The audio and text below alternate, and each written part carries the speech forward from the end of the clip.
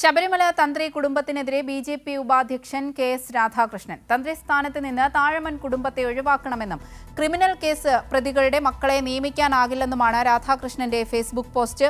ഖണ്ഡര് രാജീവരെ സംരക്ഷിച്ച BJP. നിലപാടിന് വിരുദ്ധമായാണ് Radhakrishnan രംഗത്തെത്തിയത്. ശബരിമല തന്ത്രി കുടുംബമായ Thazhaman കുടുംബത്തിനെതിരെയാണ് BJP. ഉപാധ്യക്ഷൻ കെ. രാധാകൃഷ്ണൻ ഫേസ്ബുക്ക് പോസ്റ്റുമായി രംഗത്തെത്തിയത്. താഴ്മൺ കുടുംബാംഗമായ ഖണ്ഡര് രാജീവരുടെ മകൻ ബ്രഹ്മദത്തനെ ചിങ്ങമാസം മുതൽ ശബരിമല തന്ത്രിയായി നിയമിക്കണമെന്നാവശ്യപ്പെട്ട് ഖണ്ഡര് രാജീവര് ദേവസ്വം ബോർഡിന് കത്ത് നൽകിയിരുന്നു. ഇതിനെതിരെയാണ് കെ.എസ്. രാധാകൃഷ്ണന്റെ ഫേസ്ബുക്ക് പോസ്റ്റ്. ശബരിമല സ്വർണ്ണമോഷണ കേസിൽ ഉൾപ്പെട്ട് വിചാരണ നേരിടുന്നവരുടെ മക്കൾക്ക് വേണ്ടി സംവരണം ചെയ്ത പദവിയാണോ ശബരിമല തന്ത്രിയുടേത് എന്നിങ്ങനെ ഗുരുതരമായ ആരോപണങ്ങളാണ് ബി.ജെ.പി. സംസ്ഥാന ഉപാധ്യക്ഷൻ ഉയർത്തിയിരിക്കുന്നത്.